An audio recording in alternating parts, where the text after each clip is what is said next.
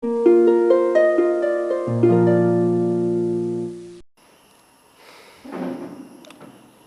35-ാമത്തെ കഴിഞ്ഞ ക്ലാസ്സിലെ 35-ാമത്തെ ആയത്തിൻ്റെ അവിടുന്ന്, അതായത് അതിൽ പറയുന്നത് മനുഷ്യരിൽ നിന്ന് അള്ളാഹു സ്വീകരിക്കുക, അള്ളാഹുവിൻ്റെ വസീല, അതായത് അള്ളാഹുവിലേക്ക് അടുക്കുക എന്നുള്ള ഒരു മാനസിക ഉദ്ദേശം. രണ്ടാമത് അള്ളാഹു അനുവദിച്ച മാർഗമായിരിക്കുക. മൂന്നാമത് അള്ളാഹു അനുവദിച്ച റസൂല് കാണിച്ചു തന്ന മാർഗമായിരിക്കുക. ഈ 3 സംഭവങ്ങളുള്ള ജീവിതമേ അള്ളാഹു സ്വീകരിക്കുള്ളൂ. അത് വളരെ ഇമ്പോർട്ടൻ്റായ സംഭവമാണ്. ഒന്ന്, അള്ളാഹുവിൻ്റെ പ്രീതി നമ്മൾ തേടണം, അത് ഉദ്ദേശിക്കണം നമ്മൾ. രണ്ടാമത് അള്ളാഹു അനുവദിച്ച മാർഗമായിരിക്കണം. 3, അള്ളാഹുവിൻ്റെ റസൂല് കാണിച്ചു തന്ന ആ റൂട്ടിലൂടെയേ അതുള്ള ജീവിതം മാത്രമേ അള്ളാഹു സ്വീകരിക്കുകയുള്ളൂ എന്നാണ്. അതല്ലാതെ ആ മാർഗത്തെ തള്ളിക്കളഞ്ഞ് ഭൂമിയിലുള്ളത് മുഴുവനുമോ അത്രയും തന്നെയോ നിങ്ങൾ ചെലവഴിച്ചാലും, അങ്ങനെ നമ്മൾ പറയുമ്പോൾ നമ്മൾ ഉദ്ദേശിക്കണം ഈ മാസം നമ്മൾ പ്രത്യേകിച്ചും. കാരണം അള്ളാഹുവിൻ്റെ പ്രീതി തേടിയിട്ടാണ്, റസൂലിൻ്റെ ഹുബ്ബൊക്കെ തേടിയിട്ടാണ് ഈ കണ്ടമാനം ചെലവഴിക്കൽ. ഇനി അടുത്ത മാസം മുഹയ്യദ്ദീൻ ഷേഖിൻ്റെ പേരിൽ വേറെയുണ്ട്. അതായത് നമ്മൾ കണ്ടമാനം ചെലവഴിക്കുന്നു, പക്ഷേ ഈ ചെലവഴിക്കലൊന്നും അങ്ങോട്ടെത്തില്ല. ഈ 3 സംഭവങ്ങളിലൂടെ മാത്രമേ, അതായത് റസൂല് കാണിച്ചു തരാത്ത ഒരു രീതിയിലുള്ള ചെലവഴിക്കലും അള്ളാഹു നമ്മിൽ നിന്ന് സ്വീകരിക്കുകയില്ല. അതാണ് അതിൻ്റെ അടിസ്ഥാന പോയിൻ്റ്. അതല്ല, അങ്ങനെ ചെലവഴിച്ച് അത് പോയി എന്ന് മാത്രമല്ല, അത് വലഹും അദാബുൻ അലീം, വേദനാകരമായ ശിക്ഷയും അതിന് കിട്ടും. അത് വെറുതെ അങ്ങ് പോകുന്നില്ല. അപ്പോൾ അതിൻ്റെ ബാക്കിയാണ് ഇനി പറയുന്നത്. യുരീദൂന, ആ നരകത്തിൽ അവർ ഉദ്ദേശിക്കും, അതിൽ നിന്ന് യഖ്റുജു മിനന്നാരി, ആ നരകത്തിൽ നിന്ന് പുറത്ത് കടക്കാൻ അവർ ഉദ്ദേശിക്കും. നമ്മൾ വിചാരിക്കുന്ന മാതിരി നിസ്സഹായരായിട്ട് ഈ നരകത്തിൽ കിടന്ന് കരിയൊന്നുമല്ല. അത് നരകത്തിൻ്റെ നമ്മളൊരു കാഴ്ച തരിക. കാരണം ഇതിൽ നിന്ന് അവർ പുറത്ത് കടക്കാൻ അവർ സർവ്വ പരിശ്രമങ്ങളും നടത്തുന്നതാണ്. അതിനുള്ള ശേഷി അവർക്ക് അവിടെ ഉണ്ടാവും. അങ്ങനെ നമ്മളൊരാലോചിക്കുക, ഒരു കാര്യത്തിന് വേണ്ടി ഒരു 10 or 100 പ്രാവശ്യം നമ്മൾ ശ്രമിച്ചിട്ട് ആ ശ്രമം പരാജയപ്പെടുമ്പോൾ നമ്മളിൽ എന്താണ്ടാവുക? നമ്മളൊന്നുമല്ല ജീവിതം അവസാനിപ്പിക്കും ഇല്ലേ? അതാണ് ഭൂമിയിൽ നമ്മൾ ആലോചിച്ചാൽ അങ്ങനെ തന്നെ അറിയാം. അതിൻ്റെ അർത്ഥം എന്താ ചോദിച്ചാൽ, ഇവിടെ ഈ പരിശ്രമവും ഈ പരാജയവും തന്നെ ഒരു ശിക്ഷയാണെന്നുള്ളതാണ്. അതായത് ഈ നരകത്തിൻ്റെ സംഭവം അതാ, എന്തൊന്ന് ചെയ്താലും അത് ശിക്ഷയായി കലാശിക്കുന്ന ഒരു അവസ്ഥയാണ് നരകത്തിലുണ്ടാവുക. അവർക്ക് അവിടെ ചെയ്യാനൊക്കെ പറ്റും, പക്ഷേ അത് എന്ത് ചെയ്താലും നമ്മൾ ഒരു കാര്യം നമ്മൾ അതിൻ്റെ കൃത്യമായ ആസൂത്രണത്തോടെയും പരിശ്രമമൊക്കെ ചെയ്യുമ്പോൾ നമ്മൾ വിജയിക്കുമെന്നുള്ളൊരു പ്രതീക്ഷ ഉണ്ടാവുമല്ലോ. അതിൻ്റെ ആ എൻഡിൽ വെച്ചിട്ട് അങ്ങ് തകർന്നാലോ? അതാണ് നരകത്തിനെ കുറിച്ചിട്ടുള്ളൊരു ചിത്രം കൂടി നമുക്ക് തരാം. ഇതേമാതിരി സ്വർഗത്തിലുണ്ട്. സ്വർഗത്തിൽ നമ്മൾ വെറുതെ അവിടെ വീഞ്ഞും കുടിച്ചിട്ട് ഇങ്ങനെ കസാര ചാരി കുത്തിരിക്കൊന്നല്ല. അവിടെയും നമുക്ക് പണികളുണ്ട്, നമ്മൾ ഇഷ്ടപ്പെട്ടുന്ന പണികൾ, അതിൻ്റെ രൂപത്തിൽ പ്രതിഫലം, അങ്ങനത്തെ സംഭവങ്ങളുണ്ട്. വെറും നരകം സ്വർഗം എന്ന് പറയുമ്പോൾ നമ്മളൊരു സ്റ്റീരിയോ ടൈപ്പ് ഒരേ മാതിരിയാണെന്നൊന്നും അങ്ങനെ വിചാരിക്കേണ്ട. എന്നാൽ വമാഹും ബി ഖാരിജീന മിൻഹ, ആ നരകത്തിൽ നിന്ന് പുറത്ത് കടക്കുക അവർക്ക് അസാധ്യമാണെന്നാണ്. അത് എന്തൊക്കെ ശ്രമങ്ങൾ അവർ നടത്തിയാലും അതിനൊക്കെ ശ്രമിക്കാനുള്ള ശേഷിയൊക്കെ അവർക്ക് അള്ളാഹു അവിടെ കൊടുക്കും. പക്ഷേ അത് എങ്ങനെയായാലും അത് പരാജയത്തിലേ അവസാനിക്കുള്ളൂ. വലഹും അദാബും മുഖീം, അവർക്കുള്ളത് ഇതടക്കം, ഈ പരാജയമടക്കമുള്ള എന്നും നിലനിൽക്കുന്ന ശിക്ഷകളല്ലാതെ മറ്റൊന്നും അവിടെ നിലനിൽക്കുകയില്ല.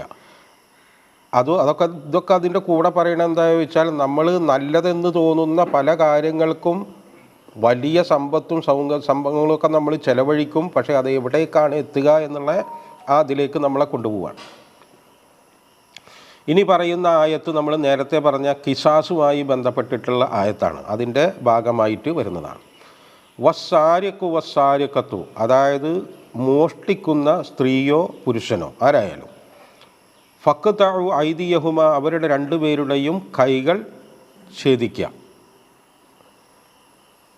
ഇവിടെ നമ്മൾ മനസ്സിലാക്കേണ്ട സാധനം, നേരത്തെ നമ്മൾ ജീവനെക്കുറിച്ച് പറഞ്ഞു, അതായത് കൊലയെക്കുറിച്ച് പറഞ്ഞു. അതായത് കൊല പോലെ തന്നെ അടിസ്ഥാനപരമായൊരു സംഭവമാണ് മനുഷ്യൻ്റെ സമ്പത്തിനുള്ള സംരക്ഷണം. കാരണം സമ്പത്ത് നമ്മൾ അതിന് കൃത്യമായൊരു സംരക്ഷണം, ഇപ്പം ഞാൻ അധ്വാനിക്കുന്നു, ഞാൻ സമ്പാദിക്കുന്നു, അത് എനിക്ക് തൃപ്തികരമായ രൂപത്തിൽ ഞാൻ ഉപയോഗിക്കുന്നു, ഞാൻ സൂക്ഷിക്കുന്നു. ഈ വക സംഭവങ്ങൾക്ക് യാതൊരു സുരക്ഷയുമില്ല നിൽക്കുക. അതിൻ്റെ അർത്ഥം എന്താണെന്ന് വെച്ചാൽ മനുഷ്യൻ്റെ ഈ സമ്പാദിക്കാനുള്ള ശേഷി, പ്രവർത്തിക്കാനുള്ള ശേഷി, ഈ സംഭവങ്ങളാകെ തകിടുകൂടിയാവുന്നതാണ്. നമ്മൾ കുറേ സമ്പാദിച്ചു, നമ്മൾ നമ്മളുടെ ആവശ്യത്തിന് വേണ്ടി എടുത്തു വെച്ചു, ആ സാധനം അത് അങ്ങോട്ട് കട്ടുകൊണ്ടുപോവുക. അതൊരു സ്ഥിരം പരിപാടിയാകുക, അപൂർവമായിട്ടല്ലാതെ അതൊരു സ്ഥിരം പരിപാടിയാകുക. അതന്നെ ഇവിടുത്തെ സിസ്റ്റം എന്ന് വെച്ചാൽ, അതാണ് ഇവിടുത്തെ സിസ്റ്റം എന്ന് വെച്ചാൽ, പിന്നെ നമ്മളുടെ ഈ ജീവിതം, നമ്മളുടെ ഈ അധ്വാനിക്കാനുള്ള സംഭവങ്ങളൊക്കെ പിന്നാക്കം പോകും. ഇപ്പോൾ നമ്മൾ കേട്ടിട്ടില്ലേ, ഈ കമ്മ്യൂണിസ്റ്റ് രാജ്യങ്ങളിലൊക്കെ പണ്ട് സമ്പാദിച്ചു വെക്കാനൊന്നുള്ളതില്ല. അങ്ങനെ ആകുമ്പോൾ എന്താ ചോദിച്ചാൽ ഇവർക്ക് അധ്വാനിക്കാനുള്ള താല്പര്യം കുറയും. പിന്നെന്താ ചോദിച്ചാൽ ഗവൺമെൻറ് ഫോഴ്സ് ചെയ്യണവരെ കലിപ്പിച്ചൂട്ടി കൊണ്ടുപോയിട്ട് പണിയെടുപ്പിക്കണം.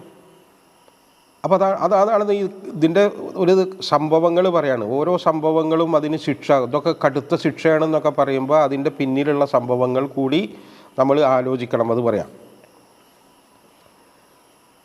ഈ പറയുന്ന ശിക്ഷകൾ എന്നൊക്കെ പറയുമ്പോൾ വളരെ കഠിനമായ ശിക്ഷകളാണ്. അത് നമ്മൾ കഴിഞ്ഞ പ്രായം ഖത്താഉ വസല്ലബു എന്നൊക്കെ പറയുമ്പോൾ തന്നെ അതിൽ ഭയങ്കര കാഠിന്യമുണ്ട്. എന്തിനാണ് ഇത്ര കഠിനമായ ശിക്ഷ എന്നൊക്കെ ചോദിക്കുന്നവരുണ്ടാവാം. അതായത് കയ്യൊക്കെ മുറിക്കുന്നത് എന്തിനാ എന്നൊക്കെ ചോദിക്കാം. ഇപ്പോൾ നമ്മളിപ്പോൾ നമ്മുടെ നാട്ടിലൊക്കെ ഈ കള്ളന്മാരെ കുറച്ച് ദിവസം ചിലപ്പോൾ ജയിലിലിടും, അല്ലെങ്കിൽ കുറച്ച് മർദ്ദനം കിട്ടും. പക്ഷേ ഈ ബഹുഭൂരിപക്ഷം നമ്മുടെ കാട്ടിലുള്ള കള്ളന്മാരും ഈ ജയിൽ കഴിഞ്ഞാൽ കൂടുതൽ വിദഗ്ധരായ കള്ളന്മാരായിട്ടാണ് പുറത്തു വരുന്നത്. കാരണം അതേപോലെയുള്ള ആളുകളായിട്ട് അവിടെ കൂടിയിട്ട് പുതിയ പദ്ധതിയൊക്കെ പ്ലാനൊക്കെ ഉണ്ടാക്കിയിട്ടാണ് അവർ പുറത്തു വരുന്നത്. കാരണം ഈ കട്ടിട്ട് കിട്ടാൻ പോകുന്നതും അതിൻ്റെ ശിക്ഷയും കൂടിയിട്ട് താരതമ്യം ചെയ്യുമ്പോൾ തമ്മിൽ ഭേദം ഈ കളവ് മുതലും അതിൻ്റെ ആസ്വാദനമാണ്. കള്ളന്മാർ കക്കുന്ന ആളുകൾക്ക് നമ്മൾ ധാർമ്മിക വർത്താനമൊന്നും പറഞ്ഞിട്ട് അവരൊന്നും കാര്യമില്ല. കാരണം അവർക്ക് അതൊന്നും യേശുന്ന സംഭവമല്ല. അവരുടെ ഉദ്ദേശം എന്താണെന്ന് ചോദിച്ചിട്ടുണ്ടെങ്കിൽ ഈ മറ്റുള്ളവൻ്റെ മുതൽ അപഹരിക്കുകയും അത് ആസ്വദിക്കലും, അധ്വാനിക്കാതെ അത് ഉണ്ടാക്കുകയും അത് ആസ്വദിക്കുക. അപ്പോൾ അവരെ സംബന്ധിച്ചിടത്തോളം നമ്മൾ ശിക്ഷ കൊടുക്കുക എന്ന് പറഞ്ഞാൽ രണ്ട് കാര്യങ്ങൾ അതിന് പറയുന്നുണ്ട്. ഒന്ന്, അവർ സമ്പാദിച്ചതിൻ്റെ പ്രതിഫലമാണ്. അതായത് ഈ മനുഷ്യരുടെ സമ്പത്ത് അവരുടേതല്ലാത്ത സമ്പത്ത് മറ്റുള്ളവരുടെ സമ്പത്ത് അടിച്ചു മാറ്റുക. അങ്ങനെ പറയുമ്പോൾ എന്താ ചോദിച്ചിട്ടുണ്ടെങ്കിൽ ഇത് ഒരു വ്യക്തിയിൽ മാത്രം കേന്ദ്രീകരിക്കുന്ന ഒരു സംഭവമല്ല, ഇതൊരു സമൂഹത്തെ മൊത്തം ബാധിക്കുന്ന വിഷയമാണ്. അപ്പോൾ ഒരു സമൂഹത്തിൻ്റെ സുരക്ഷയാണോ അതോ ഒരു കക്കുന്നവൻ്റെ കൈയാണോ, ഏതാണ് വലുത് എന്ന് ചോദിച്ചതിൻ്റെ ഇസ്ലാമിൻ്റെ ഉത്തരമാണ് അത് സമൂഹത്തിൻ്റെ സുരക്ഷയാണ് എന്നുള്ളത്. അതുകൊണ്ടാണ് ഈ കൈക്ക് അത് എടുത്തു കളയും. കൈ എന്ന് പറയുമ്പോൾ ഒരു മനുഷ്യന് അള്ളാഹു കൊടുത്ത ഏറ്റവും പ്രധാന സാധനം ഈ കൈ എന്ന് പറയുന്നത്. കൈ എന്ന് പറയുന്നത് ആ സാധനം രൂപപ്പെടുത്തിയത് കൊണ്ടാണ് നമുക്ക് ഈ ഇത്രയും നിർമ്മാണശേഷിയും കാര്യം വീരൊക്കെ വരുന്നത്. അത് അങ്ങ് മുറിച്ച് കളയും തന്നെ. അത് മുറിച്ച് കളയുമ്പോൾ എന്താണെന്ന് വെച്ചാൽ അയാൾക്ക് അത് എന്നെന്നും നിലനിൽക്കുന്നൊരു പാഠമാണ്, കാണുന്നവർക്ക് വേറെ പാഠമാണ്. അതാണ് ജസാഅൻ ബിമാ കസബ നകാലം മിനല്ലാഹ്.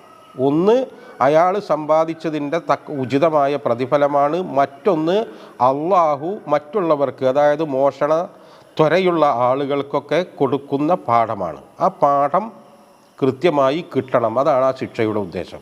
അല്ലാതെ എല്ലാവരുടെയും കൈ മുറിച്ച് കളയാമെന്നൊന്നല്ല. ഇപ്പോൾ ഇങ്ങനെ അപൂർവമായിട്ടെങ്കിലും ചില രാജ്യങ്ങളിലൊക്കെ ഇങ്ങനെ ശിക്ഷ നടപ്പാക്കുന്നിടത്ത് കുറ്റകൃത്യങ്ങൾ ഈ മോഷണമൊക്കെ വളരെ കുറവാണ്. എന്നാൽ അവിടെ ഈ കൈയില്ലാത്തവരിങ്ങനെ വലിയൊരു കൂട്ടമൊന്നുമില്ല. വളരെ അപൂർവമായിട്ടൊക്കെ അങ്ങനത്തോരെ കാണും. അതിൻ്റെ അർത്ഥം എന്താണെന്ന് ചോദിച്ചാൽ ഇതിന് വലിയ ഫലങ്ങളുണ്ട് എന്നാണ്. നമ്മളൊക്കെ സാധാരണ പറയാം ഇതൊക്കെ ഭയങ്കര ക്രൂരമാണ്. നമ്മളെപ്പോഴും കുറ്റവാളികളോട് ചേർന്ന് നിന്നിട്ടാണ് ചിന്തിക്കുന്നത്, സമൂഹത്തിനോട് ചേർന്ന് നിന്നിട്ടല്ല. ഇത് തകർക്കാനുള്ളൊരു ശ്രമത്തിൻ്റെ ഭാഗമാണ്, ആസൂത്രിത ശ്രമമാണിത്. കുറ്റവാളികളെ കുറിച്ചിട്ട് വലിയ വലിയ സംഭവങ്ങൾ പറയാം. ഇപ്പോൾ പശുവിനെ കുറിച്ചിട്ട് വലിയ ഇത് പറയാം, അതിൻ്റെ ജീവൻ അങ്ങനെയാണ്. അതേ സമയത്ത് മനുഷ്യനെ തല്ലിക്കൊല്ലുന്നതിനാ പ്രശ്നമില്ല താനും. ഇത് എല്ലായിടത്തും സംഭവിക്കുന്ന ഒരു സംഭവം. ഇതിനെ തകിടം മറിക്കാനുള്ള ആസൂത്രിതമായ ശ്രമങ്ങളുടെ ഭാഗമാണ്. ഇങ്ങനെ പറഞ്ഞിരിക്കുമ്പോൾ എന്താ വെച്ചാൽ ആളുകളുടെ മനസ്സിലും ഇതിങ്ങനെ വരും. ഓപ്പോസിറ്റ് ഇങ്ങനെ പറയണുണ്ടാവില്ല. ഇതിൻ്റെ ശരിയായ രൂപം ഇത്ര ശക്തിയിൽ പറയില്ല. ഒരു ഭാഗം ഇങ്ങനെ പറഞ്ഞുകൊണ്ടിരിക്കുമ്പോൾ എന്താ ആ ഭാഗം ഇങ്ങനെ അതുമാത്രം കേൾക്കുമ്പോൾ അതുമാത്രം ശരിയാണെന്ന് തോന്നും. അതൊക്കെയാണ് ഇതിൻ്റെ സംഭവം. ആ സിറ്റുവേഷനൊക്കെ നമ്മളിങ്ങനെ താക്കണം. ഇതൊക്കെ പറയുന്നത് ഒരു 7-ാം നൂറ്റാണ്ടിലാണ്. റസൂൽ സല്ലല്ലാഹു അലൈഹി വസല്ലം ഈ വിഷയങ്ങളൊക്കെ പറയുന്നത് 7-ാം നൂറ്റാണ്ടാണ്. 7-ാം നൂറ്റാണ്ട് എന്ന് നമ്മൾ പറയുമ്പോൾ ബഹുഭൂരിപക്ഷം മനുഷ്യരും ഏതെങ്കിലും തരത്തിലുള്ള ദൈവവിശ്വാസികളാണ്. അല്ലാതെ യുക്തിവാദികൾക്കൊന്നും വലിയ ഇതുള്ളതല്ല. ഏതെങ്കിലും നിലക്കുള്ള ഷിർക്കോ കുഫുറോ അങ്ങനെയൊക്കെ ആയിട്ട് എല്ലാ നിലക്കും ദൈവവിശ്വാസികൾ എന്ന് പറയാവുന്ന സമൂഹങ്ങളാണ്. പക്ഷേ എന്തുണ്ടെന്ന് ചോദിച്ചാൽ അള്ളാഹുവിൻ്റെ റസൂലന്മാർ വന്ന് പഠിപ്പിച്ചു കൊടുത്ത ഒരു സാധനവും നിലനിൽക്കുന്നില്ല. റസൂലുമാർ വന്ന് പഠിപ്പിച്ച ഒരു ദീനും എവിടെയും നിലനിൽക്കുന്നില്ല. അതിൻ്റെ ആളുകളെന്ന് പറയുന്ന ആളുകളുണ്ട്, പക്ഷേ അവരുടെ ഇടയിൽ പോലും ഈ സംഭവങ്ങളില്ല. ഇതിൻ്റെ നിയമങ്ങൾ നിലനിൽക്കുന്നില്ല. ഇപ്പോൾ ബനൂ ഇസ്രായേലിയരെ കുറിച്ചിട്ട് ബനൂ ഇസ്രായേലിയർക്ക് ഞാൻ കിസാസിൻ്റെ നിയമം കൊടുത്തിട്ടുണ്ടായിരുന്നു എന്ന് പറഞ്ഞ പോലെ ബനൂ ഇസ്രായേലിയർക്ക് ഇതേ കൈ മുറിക്കണ നിയമം ഉണ്ടായിരുന്നു. ഖുറൈശികളിൽ പോലും ഈ നിയമം ഉണ്ടായിരുന്നു എന്നാണ് പറയുന്നത്. കഅബയെന്ന് പഴയ കാലത്ത് കട്ടെടുത്ത ഒരാളുടെ കൈ മുറിച്ച കഥയൊക്കെ നമ്മുടെ തഫ്സീറുകളിൽ പറയുന്നുണ്ട്. അപ്പോൾ ഈ നിയമം എന്ന് പറയുന്നത് റസൂല് മാത്രമായിട്ട് ഇങ്ങോട്ട് കൊണ്ടുവരണമെന്നല്ല. മുൻപിൻ പ്രവാചകന്മാരിൽ ഈ നിയമങ്ങൾ ഉണ്ടായിരുന്നു. പക്ഷേ എന്താ വിഷയം എന്ന് ചോദിച്ചാൽ ഈ അള്ളാഹുവിൻ്റെയും റസൂലിൻ്റെയും ഈ മാർഗത്തിൽ നിന്ന് നമ്മൾ തെറ്റും തോറും എന്താ ചോദിച്ചാൽ പിന്നെ താല്പര്യങ്ങൾക്ക് മാത്രമായിരിക്കും അതിൽ. ഈ താല്പര്യങ്ങൾ ആരാ തീരുമാനിക്കുക എന്ന് പറഞ്ഞാൽ ആസ്വാദനത്തിൻ്റെ മുന്നിൽ നിൽക്കുന്ന ആളുകളാണ്. അതായത് നിയമം പോയിട്ട് പവർ കാര്യങ്ങൾ തീരുമാനിക്കും, ശക്തി മാത്രമായിരിക്കും പിന്നെ ഉണ്ടാകുക. ഈ റസൂല് വരുന്ന ഈ കാലത്തൊക്കെ അതാണ്. ആർക്കാണോ പവർ, ആർക്കാണോ അധികാരം, അവർ നിശ്ചയിക്കുന്നതാണ് നിയമം. അപ്പോൾ അതിനാണ് ഇപ്പോൾ ഈ സംഭവത്തിൽ തന്നെ ഈ ബനൂ ഖുറൈള, ബനു നളീർ, ഇതൊക്കെ മദീനയിലുള്ള ഈ ജൂതഗോത്രങ്ങളാണ്. ഈ ബനു നളീറിനെ അപേക്ഷിച്ച് ബനൂ ഖുറൈള എന്ന് പറയുന്നത് ഒരു താഴ്ന്ന വിഭാഗമായിട്ട് അവരെന്നെ കണ്ടിരുന്നത്. എല്ലാവരും ഒരേ വിശ്വാസം ഇപ്പോൾ നമ്മുടെ ഹൈന്ദവ മതത്തിലൊക്കെ നമ്മൾ കാണുന്നത് പോലെ ഈ ജാതീയത ഒരേ വിശ്വാസമൊക്കെ തന്നെയാവും പിന്തുടരുന്നുണ്ടാകുക. പക്ഷേ എന്നാൽ പോലും ഒരു താഴ്ച. അപ്പോൾ ഈ ബനൂ ഖുറൈളയുടെ മേലിൽ ബനു നളീർ ഒരു കരാറ് അടിച്ചേൽപ്പിച്ചിരുന്നു. അതെന്താണെന്ന് ചോദിച്ചാൽ ഈ ബനു നളീറിൽ നിന്ന് മറ്റവരുടെ ആരെങ്കിലും കൊന്നാൽ അവർ വലിയ ചെറിയൊരു തുക കൊടുത്തിട്ട് ഒതുക്കി തീർക്കും. അതേ സമയത്ത് ബനൂ ഖുറൈളയിൽ നിന്ന് ബനു നളീറിൻ്റെ ആരെങ്കിലും കൊന്നാൽ ഇരട്ടിയാണ് ശിക്ഷ. പിഴ ഇരട്ടി എന്ന് മാത്രമല്ല, ഒരാൾക്ക് പകരം 2 ആളെ കൊല്ലും. അത് അവരിൽ നിന്ന് അവരുടെ മേൽ അടിച്ചേൽപ്പിക്കുകയാണ്. അങ്ങനെ ഇരിക്കുമ്പോഴാണ് റസൂൽ അവരുടെ ഇടയിലേക്ക് ചെല്ലുന്നത്. റസൂൽ ചെന്നിട്ട് അപ്പോൾ കാര്യങ്ങളൊക്കെ മാറുകയാണ്. അപ്പോൾ അന്നത്തെ മദീനയിൽ റസൂൽ സല്ലല്ലാഹു അലൈഹി വസല്ലമിനാണ് ഭരണം, മുസ്ലിമീങ്ങൾക്കാണ്. പക്ഷേ എന്നാൽ അതൊരു പരിപൂർണമായ, നമ്മളിന്നിപ്പോൾ ഈ കാണുന്നത് പോലെ ഒരു പരിപൂർണമായ ഭരണമൊന്നുമല്ല. അവിടെ യഹൂദന്മാർക്ക് അവരുടെ നിയമങ്ങളനുസരിച്ച് വിധി പറയാനും കോടതിയും കാര്യവും ഇവരൊക്കെ അവർക്കുണ്ട്. മുസ്ലിമീങ്ങൾക്ക് ഇതുണ്ട്. പക്ഷേ യഹൂദർക്ക് വേണമെങ്കിൽ റസൂലിൻ്റെ അടുത്തേക്കും വിധി അന്വേഷിച്ചിട്ട് വരാം, അതിന് വിലക്കൊന്നുമില്ല. അതുമാതിരി മറ്റുള്ളവർക്ക് ഈ യഹൂദരുടെ അടുത്തേക്കും പോവാം. അപ്പോൾ അങ്ങനത്തെ ഒരു വ്യവസ്ഥ നിലനിൽക്കുകയാണ്. അപ്പോൾ ആ സംഭവങ്ങളൊക്കെ ഇതിൻ്റെ പശ്ചാത്തലമായിട്ട് നമ്മൾ മനസ്സിലാക്കണം. ഈ പറയുമ്പോൾ അവിടേക്കാണ് ഇപ്പോൾ ഈ കൈമുറിക്കുക. അപ്പോൾ ഈ ബനു നളീറിൻ്റെ അടുത്ത് ഈ റസൂൽ സല്ലല്ലാഹു അലൈഹി വസല്ലം അങ്ങോട്ട് ചെന്നപ്പോൾ ഈ ബനൂ ഖുറൈളക്ക് ഒരു പുതിയ ഊർജ്ജം കിട്ടുകയാണ്. അതായത് ഒരേ വിശ്വാസം പങ്കിടുന്ന ഞങ്ങളിൽ പിന്നെ എങ്ങനെ ഈ വലിപ്പ ചെറുപ്പെന്ന്, അപ്പുറത്ത് മുസ്ലിമീങ്ങളിൽ അത് അവർ കാണുന്നില്ല. അപ്പോൾ സ്വാഭാവികമായിട്ടും ഉണ്ടാകുന്ന ഒരു സംഭവം. അപ്പോൾ അങ്ങനെയൊക്കെ വന്നപ്പോൾ അവർ അതിനെ വെല്ലുവിളിക്കുകയും ഈ 2 കൂട്ടരും, അതായത് യഹൂദർക്കിടയിൽ തന്നെ വലിയ പ്രശ്നങ്ങൾ ഉണ്ടാവുകയും പിന്നെ റസൂലിൻ്റെ മധ്യസ്ഥതയിൽ ഒക്കെയാണ് അതൊക്കെ ആ സംഭവങ്ങളൊക്കെ തീരണം. അപ്പോൾ അങ്ങനത്തെ നിയമപരമായ കുറേ സംഭവങ്ങൾ ഒരു സിറ്റുവേഷനായിട്ട് അവിടെ ഉണ്ട്. ഈ പറയുന്ന കാര്യങ്ങൾ ശരിക്കും മനസ്സിലാവണമെങ്കിൽ അതുകൂടി നമ്മുടെ ഒരു മനസ്സിൽ വേണം. വല്ലാഹു അസീസുൻ ഹക്കീം. നിയമങ്ങൾ അങ്ങ് കൊടുക്കുക എന്ന് പറയുമ്പോൾ അത് കൊടുക്കാനുള്ള അർഹത എന്താണ്? അത് അള്ളാഹുവിൻ്റെ പ്രതാപമാണ്, അള്ളാഹുവിൻ്റെ ജ്ഞാനമാണ്. അതാണ് അതിൻ്റെ ന്യായം. അപ്പോൾ ആരാണ് നിങ്ങൾ എന്നോട് നിയമം തരാൻ, എന്നോട് കൽപ്പിക്കാൻ എന്ന് ചോദിച്ചാൽ അതിനൊരു ഉത്തരമാണല്ലോ. അത് ഒന്ന് അള്ളാഹുവിൻ്റെ പ്രതാപമാണ്. ആ പ്രതാപം ചിന്തിക്കുന്നവർക്കും നോക്കുന്നവർക്കും എല്ലാവർക്കും ഈ പ്രപഞ്ചത്തിൽ കാണാം. അവൻ്റെ ജ്ഞാനവും കാണാം. അത് രണ്ടും മതി നിയമം കൊടുക്കാൻ. ഇനി അതിനെക്കുറിച്ച് പറയാം. ഈ കളവിൻ്റെ ഇപ്പം നമ്മൾ കൈ മുറിക്കണം എന്ന് പറയുമ്പോൾ എല്ലാവരുടെയും കൈ അങ്ങനെ പോയിട്ട് അങ്ങോട്ട് മുറിക്കാനൊന്നും പറ്റില്ല. കൈ മുറിക്കണമെങ്കിൽ ചില നിബന്ധനകളൊക്കെ. നമ്മളിപ്പോൾ എല്ലാവരും കട്ടിട്ട് കൈ മുറിക്കുക എന്നൊക്കെ പറയുമ്പോൾ എന്തെങ്കിലും അങ്ങോട്ട് ചെറുതായി അങ്ങോട്ട് കൈ മുറിക്കുക എന്നൊന്നല്ല.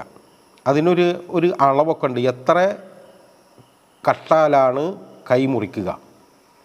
അതിന് 3 ദിർഹം അല്ലെങ്കിൽ 1/4 ദീനാറ് അതിൻ്റെ മേലെ കട്ടാലേ അതോ അതിൻ്റെ മേലെയോ മോഷണം നടത്തിയാലേ കൈ മുറിക്കാൻ പറ്റുള്ളൂ. ഇമാം അബൂ ഹനീഫയുടെ അടുക്കൽ ഇതിനൊക്കെ ഹദീസ് തെളിവുണ്ട്. ആയിഷ ബീവിയുടെ ഹദീസ് അതിന് തെളിവുണ്ട്. ആ തെളിവ് വെച്ചിട്ടാണ് അവർ ആ നിയമം പറയുന്നത്. ഇമാം അബൂ ഹനീഫയുടെ അടുക്കൽ 10 ദിർഹമോ 1 ദീനാറോ അതിൻ്റെ മുകളിലുള്ളതിനെ കൈമുറിക്കാൻ പറ്റുള്ളൂ. അതിൻ്റെ താഴെയുള്ളതിന് പറ്റില്ല. അതും ഇബ്നു ഉമർ റളിയല്ലാഹു അൻഹുവിൻ്റെ ഒരു ഹദീസിനെ അവലംബിച്ചിട്ടാണ് ആ നിയമവും ഉണ്ടാകുന്നത്.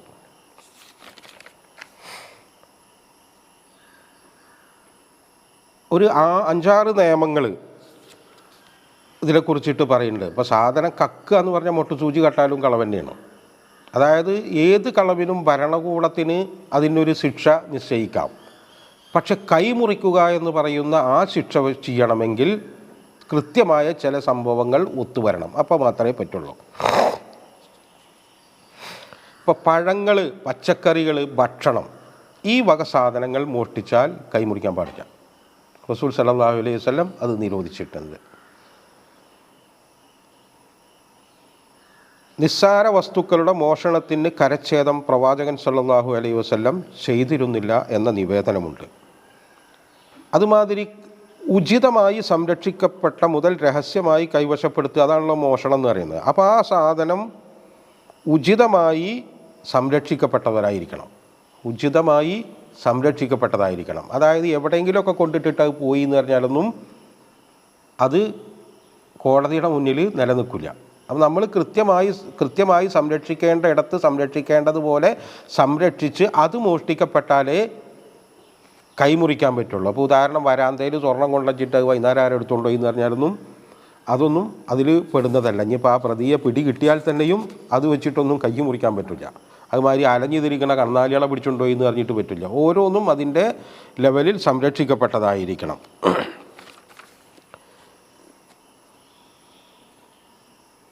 രണ്ടാമത്തെ കാര്യം, സാമാന്യ ബുദ്ധിയും വിവേകവുമുള്ള ഒരാളായിരിക്കണം മോഷ്ടാവ്.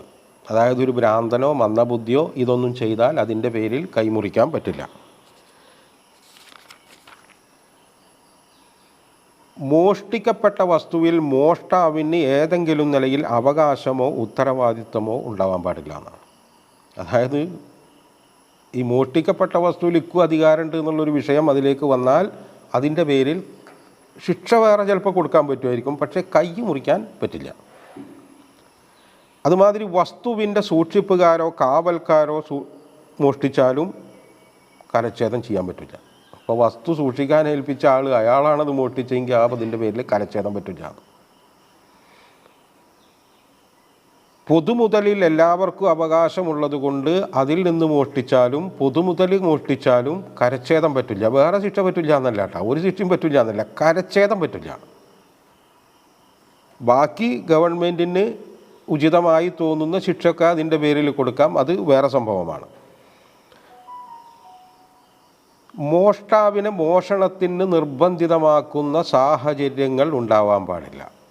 മോഷ്ടാവിനെ മോഷണത്തിന് നിർബന്ധമാക്കുന്ന ഏതെങ്കിലും സാഹചര്യം ഉണ്ടാവാൻ പാടില്ല. അതായത് വരൾച്ചക്കാലത്ത് ഉമർ റളിയല്ലാഹു അൻഹു കരച്ഛേദ ശിക്ഷ നിർത്തിവെച്ചു. അതായത് മോഷ്ടിക്കപ്പെടാൻ പല സാഹചര്യങ്ങളും ഉണ്ട്, ഭക്ഷണം അതുപോലത്തൊക്കെ, അല്ലെങ്കിൽ വിശപ്പിൻ്റെ കാര്യം. ശിക്ഷ നടത്താൻ യോഗ്യതയുള്ള ഇസ്ലാമിക ഭരണകൂടം ഉണ്ടായിരിക്കണം. ശിക്ഷ നടത്താൻ യോഗ്യതയുള്ള ഇസ്ലാമിക ഭരണകൂടം ഉണ്ടായിരിക്കണം. ആ ഭരണകൂടത്തിനെ പറ്റൂ. ഇസ്ലാമികമായ ശിക്ഷാ നടപടികൾക്കൊക്കെ എന്നൊരു വിഷയം എന്താ വെച്ചാൽ അത് ഇസ്ലാമിക ഭരണ സംവിധാനവുമായി മാത്രം ബന്ധപ്പെട്ടതാണ്. മുഴുവൻ ഇസ്ലാമിക ആശയങ്ങളുമായിട്ടും അതിന് ബന്ധമുണ്ട്. അതിൻ്റെ ഏതെങ്കിലും ബാക്കിയുള്ളതൊക്കെ തിരസ്കരിച്ചിട്ട് കൈ മാത്രം മുറിച്ച് കുറിക്കുക എന്ന് പറയുന്ന അങ്ങനത്തെ ഒരു പരിപാടി നടപ്പാക്കാൻ പറ്റില്ല. ദാറുൽ ഇസ്ലാം നിലവിൽ വന്ന് കഴിഞ്ഞതിന് ശേഷമാണ് ഇത്തരം നിയമങ്ങളൊക്കെ റസൂൽ സല്ലല്ലാഹു അലൈഹി വസല്ലം വന്നത്, നടപ്പാക്കിയത്. മക്കത്ത് വെച്ചിട്ടൊന്നും അതില്ല. മദീനയിൽ വന്നിട്ട് അവർക്കൊരു ഭരണം സംവിധാനമൊക്കെ വന്നപ്പോഴാണ് ഈ ശിക്ഷകളൊക്കെ റസൂൽ സല്ലല്ലാഹു അലൈഹി വസല്ലം നടപ്പിലാക്കി തുടങ്ങി. അതുകൊണ്ട് അതിൻ്റെ അർത്ഥം എന്താ ചോദിച്ചാൽ ഒരു ഇസ്ലാമിക ഭരണകൂടം ഇത് നടത്താൻ അനിവാര്യമാണ്. വ്യക്തികൾക്കോ ഗ്രൂപ്പുകൾക്കോ അത് ഇസ്ലാമിക ഭരണമാണെങ്കിലും ശരി അല്ലാത്ത ഭരണമാണെങ്കിലും ശരി അവർക്ക് ഇതിനൊന്നും അധികാരമില്ല, തൊടാൻ പറ്റില്ല. ഇസ്ലാമികമല്ലാത്ത ചില സംഭവങ്ങളിൽ, ഇസ്ലാമികമല്ലാത്ത ഭരണകൂടങ്ങളിൽ അവർ ഈ ശിക്ഷയൊക്കെ മാത്രം നടപ്പാക്കുന്നതിൽ വലിയ കാര്യമൊന്നുമില്ല, അതിലൊന്നും വലിയ ഇതില്ല. ഇപ്പോൾ മഹല്ല് കമ്മിറ്റി, മഹല്ല് ഖാദിമാർ ഈ കൂട്ടർക്കൊന്നും ഈ വക പരിപാടികളൊന്നും നടപ്പാക്കാൻ യാതൊരു അധികാരവും ഇസ്ലാമിൻ്റെ ലെവലിൽ തന്നെ ഇല്ല. അതൊക്കെ വ്യവസ്ഥാപിതമായ ഭരണകൂടങ്ങൾക്കാണ് ആ സംഭവങ്ങളൊക്കെ ഉള്ളത്. വലത് കൈയിൻ്റെ ഈ മണി ഇവിടെ നിന്നാണ് ഈ മുറിക്കുക, അതാണ് മുറിക്കേണ്ടത്. പിന്നീട് അത് തുന്നിച്ചേർക്കാമോ എന്നുള്ള കാര്യത്തിൽ അഭിപ്രായം ഒന്നും കാണാനില്ല. അതായത് ഇപ്പോൾ ആ കാലത്ത് ചിലപ്പോൾ തുന്നിച്ചേർക്കാൻ പറ്റില്ല, ഇപ്പോഴത്തെ കാലത്ത് ഇത് തുന്നിച്ചേർക്കാൻ പറ്റും. അങ്ങനെ അത് തുന്നിച്ചേർക്കാൻ പറ്റുമോ എന്നുള്ള കാര്യത്തിൽ പ്രത്യേകിച്ച് അഭിപ്രായമൊന്നും ആരും പറഞ്ഞിട്ടില്ല. ഒരു കൃത്യമായൊരു നിയമമില്ലാത്തടത്ത് അനുവാദമാണ് നിയമം. അതായത് കൃത്യമായൊരു നിയമം അതിനെ തടയുന്നതില്ലെങ്കിൽ പിന്നെ അത് അനുവാദമാണ് നിയമം. അത് അടിസ്ഥാന സംഭവമാണ്. കുറ്റം സംശയരഹിതമായി തെളിഞ്ഞിരിക്കണം. സംശയത്തിൻ്റെ ഏതെങ്കിലും കണികയുണ്ടെങ്കിൽ ആ കൃത്യം, ആ കരച്ഛേദം എന്ന് പറയുന്നത് ചെയ്യാൻ പറ്റില്ല. അതൊക്കെ ഇസ്ലാമിൻ്റെ അടിസ്ഥാന ക്രിമിനൽ നിയമത്തിൻ്റെ സംഭവമാണ്. സംശയരഹിതമായിരിക്കണം ഈ ശിക്ഷ കൊടുക്കുന്നത്. അതൊക്കെയാണ് അതിൻ്റെ ഏറെക്കുറെ സാമാന്യം ആയ നിയമങ്ങൾ. അതൊക്കെ ഈ സംഭവങ്ങളൊക്കെ പറയാൻ അള്ളാഹുവിൻ്റെ യോഗ്യതയാണ്. അള്ളാഹു അസീസാണ്, അള്ളാഹു ഹക്കീമാണ്. അള്ളാഹുവിൻ്റെ പ്രതാപം എന്ന് പറയുന്നതിൻ്റെ ഒന്നാമത്തെ കാര്യം അത് അവൻ്റെ ജ്ഞാനവും. അത് എന്താണ് അതിൻ്റെ യുക്തി, എന്താണ് ഇനി ഉണ്ടായിത്തീരുക എന്നൊക്കെ പറയുന്നത് അള്ളാഹുവിൻ്റെ പ്രതാപത്തെയും യുക്തിയെയും അവലംബിച്ചാണ് നിൽക്കുന്നത്. ഇനി ഫമൻ താബ, ആരെങ്കിലും മടങ്ങിയാൽ മിൻ ബഅദി ദുൽമിഹി, അവൻ്റെ ഈ ദുൽമ് എന്ന് പറയുന്നത് ഇവിടെ കവർച്ചയാണ്. ഈ കവർച്ചയ്ക്ക് ശേഷം വ അസ്ലഹ, അതായത് തൗബയുടെ ഒരു അടിസ്ഥാന സംഭവമാണ് പിന്നീടുള്ള ജീവിതം നന്നാക്കുക എന്നുള്ളത്. അതെങ്കിലേ തൗബ സ്വീകരിക്കുള്ളൂ, അല്ലെങ്കിൽ തൗബ സ്വീകരിക്കില്ല. അങ്ങനെ അവൾ നന്നാക്കുകയാണെങ്കിൽ, നേരത്തെ നമ്മൾ ഈ ഹറാബത്തിൻ്റെ ശിക്ഷയൊക്കെ പറഞ്ഞപ്പോൾ, ആ കലാപകാരികളുടെ ശിക്ഷ പറഞ്ഞപ്പോൾ ഈ ഭൂമിയിലെ ശിക്ഷയും ഒഴിവാകുന്ന കാര്യത്തെക്കുറിച്ച് പറഞ്ഞു. അതായത് ഭരണകൂടത്തിൻ്റെ പിടിയിൽ അകപ്പെടുന്നതിൻ്റെ മുമ്പാണ് അയാളുടെ തൗബ എങ്കിൽ രണ്ട് ശിക്ഷയും അയാളുടെ ഒഴിവാകും. ഭൂമിയിലെ ഒഴിവാകും, പരലോകത്തെ ഒഴിവാകും. പക്ഷേ ഇവിടെ ഭൂമിയിലെ ശിക്ഷ ഒഴിവാകുന്നതിനെക്കുറിച്ച് പറയുന്നില്ല, തൗബയുടെ കാര്യം മാത്രമേ പറയുന്നുള്ളൂ. അതായത് അതിൻ്റെ ഒരു സംഭവം എന്താണെന്ന് വെച്ചാൽ അത് കൃത്യമായും സമൂഹത്തിനെ ബാധിക്കുന്നതായിരുന്നെങ്കിൽ ഇത് മോഷണം എന്ന് പറയുന്നത് മിക്കവാറും വ്യക്തികളെ ബാധിക്കുന്നതാവും.